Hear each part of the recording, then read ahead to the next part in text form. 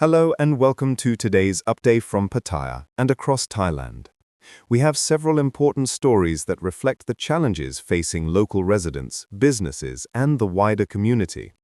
From online scams to unusual thefts, gang violence, and a financial crisis over frozen bank accounts, these reports show how everyday people are being affected. Let's begin. A serious warning has been issued by a 38-year-old Pattaya woman who lost more than 300,000 baht, or about $9,000, to an elaborate online scam. The victim, known only as Ms. Cat, reported her case to Banglamung police station on September 15th. She explained that the scam began in a very ordinary way. She joined a Facebook page for buying and selling second-hand goods. An admin on the page then sent her a link to join a line group with more than 300 members, creating the appearance of legitimacy. Once she joined, she was persuaded to sell an item, a baby electric cradle. To receive her payment, she was told she needed to open a so-called member account and speak with a finance officer. At first, she only had to transfer very small sums of money, just a few hundred baht, and she even received small returns with interest. This made her feel the platform was safe and trustworthy.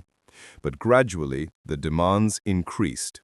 She was asked to complete tasks to build credit, and the amounts grew from hundreds to thousands and eventually tens of thousands of baht.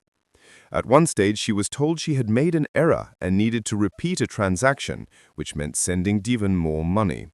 Her partner warned her it looked suspicious, but she continued, believing she could recover her investment. By the end, she had lost her entire savings, over 300,000 baht.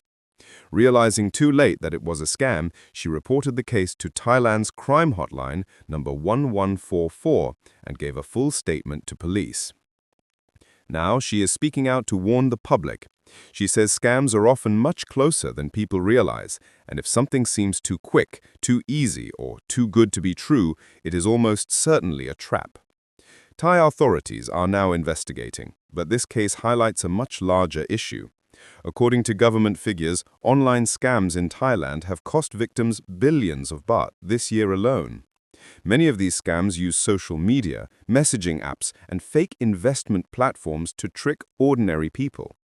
Experts warned that economic uncertainty and the popularity of online trading make many citizens more vulnerable than before.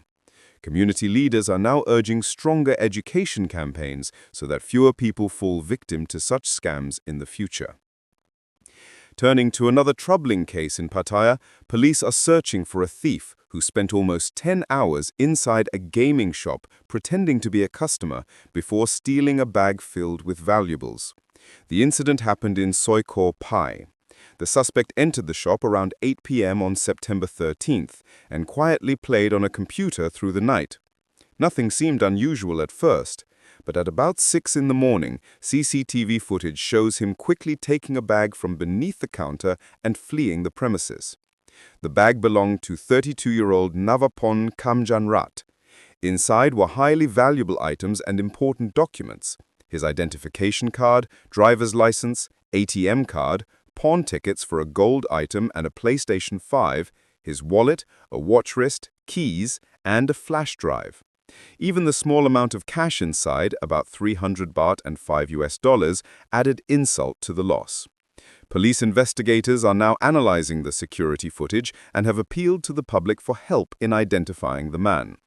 For Mr. Navapon, the theft was not only about money, but also the difficulty of replacing essential documents that are necessary for daily life.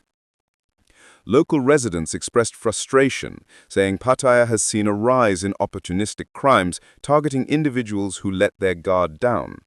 Shop owners are now calling for more frequent police patrols in the early morning hours, while community groups are advising people never to leave valuables unattended, even for a moment. Meanwhile, in Chonburi province, residents were left deeply unsettled after a violent clash between two rival youth gangs in the early hours of September 15th.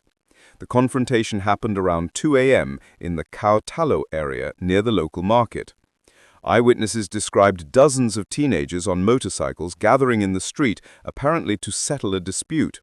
At first, around midnight, They only argued, but the groups returned later carrying weapons. What followed was chaos. Explosives were thrown, loud blasts echoed through the neighborhood, and young men armed with sticks and blades clashed in the street.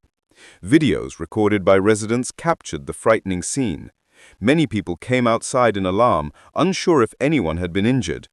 By the time police arrived, the gangs had dispersed. So far, no official complaints have been filed, but authorities have confirmed they are investigating. Residents say this is not the first time young groups have caused trouble in the area, and they fear future incidents could result in serious injuries or even fatalities. Police are urging anyone with information to come forward. Local parents and teachers have also voiced concern, calling for programs that give teenagers alternatives to street violence. Without long-term solutions, many worry the problem will only continue to grow. And finally, a national financial crisis continues to make headlines in Bangkok. On September 15th, the Bank of Thailand held an urgent meeting with commercial banks and the Anti-Online Scam Operations Center to address the growing anger over frozen bank accounts. Since July, more than 1 million accounts have been suspended, and some reports suggest the number may be closer to 3 million. Officials say the crackdown is aimed at blocking mule accounts used to launder illegal money from scams. While 177,000 accounts were confirmed as fraudulent, hundreds of thousands of innocent people have been caught in the dragnet. Many of those affected include foreign expats and small business owners. They say their accounts were frozen despite having valid visas, up-to-date information, and proper documents. Some have been unable to pay rent or buy food, trapped in weeks of delays while waiting for central offices to review their cases. On social media, countless stories have been shared of people being left completely without access to their own money, with banks claiming they could do nothing. During the meeting, Assistant Governor Daruni Saju admitted that the procedures needed urgent improvement. She promised that in the future, verified accounts would be unfrozen within 4 business hours once all documents are submitted. Banks also pledged to review their practices and communicate more clearly with customers. At the same time, new measures such as biometric verification for large transfers and stricter daily limits are being introduced. The Ministry of Digital Economy and Society has already set up a special War Room hotline, which on one morning alone received more than 600 complaints. Officials say they will attempt to resolve verified cases in minutes rather than weeks. Still, critics argue that while the intention is good, the real victims have been ordinary people who have no connection to scams at all. Economists warn that such heavy-handed actions could harm e-commerce, tourism, and public confidence in the banking system if not quickly resolved. For Thailand's growing digital economy, restoring trust is now seen as a critical priority. Thank you for watching and staying with us through today's reports. We appreciate your time, and we'll be back with more updates soon.